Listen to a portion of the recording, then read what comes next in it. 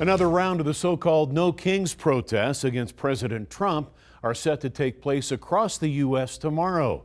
Good evening and thank you for joining us. I'm Steve Wolford. Several are happening in southern Nevada, including one at 11 a.m. in front of the federal courthouse, and a second protest will take place at 4:30 in front of New York on the Strip. News 3 spoke with progressives and conservatives with opposing views on the demonstrations. I don't want to spend my Saturday protesting. I would love to spend my Saturday doing fall activities, meeting with neighbors, having, talking to loved ones. But instead, we're going to have to spend our Saturday fighting for our country. It's not hyperbole for Speaker Johnson and other Republicans to say this is the Democrats Hate America rally. There will also be a No Kings protest at 10 a.m. near Coronado Center Drive and Eastern in Henderson. Nearly 100 people were arrested during similar demonstrations earlier this year.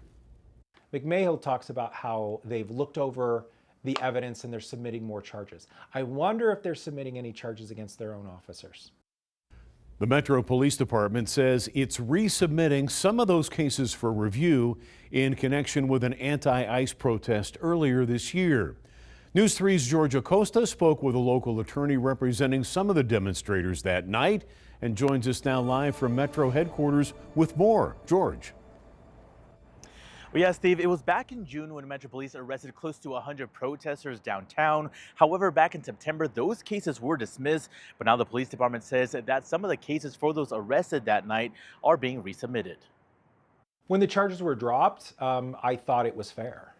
The fact is that when a police officer gives a dispersal order, the courts have said that they need to give fair notice. And that just makes sense.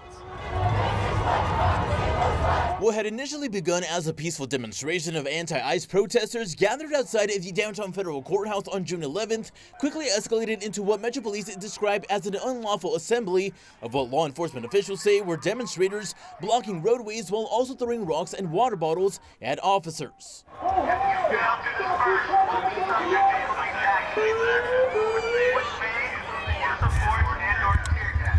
And while many of the protesters gathered at the scene were given dispersal orders, Las Vegas Clear Counsel law attorney Stubbs, who is representing some of the protesters arrested, says he believes some may have been unlawfully booked and charged for the unlawful assembly, saying many were not within earshot of those dispersal orders. It can't be an entire city or an entire downtown. It's wherever there is an unlawful assembly. So they have to tell you where you have to leave from and for how long. Every police report I've seen has everybody arrested at the same place and at the exact same time. And none of that makes any sense, which happens to coincide with when the police say they made dispersal orders, which all of my clients, none of them remember hearing any dispersal order whatsoever. And while the city attorney's office previously dropped charges for 90 of the protesters arrested that night, the Las Vegas Metropolitan Police Department has confirmed with News 3 that some of the cases are being resubmitted for review. I'd really hope it's not retaliatory. However, police can resubmit and do a better report. They can submit new evidence. They can do a lot of things. If there are legitimate crimes above and beyond protesting. And as Stubbs continues to fight for his clients, he says were wrongfully mistreated and arrested by Metro Police. He says he hopes Metro Police will also review cases against its own officers from that night. There are a number of cases where these officers are out of line, and the officers are certainly committing crimes as well.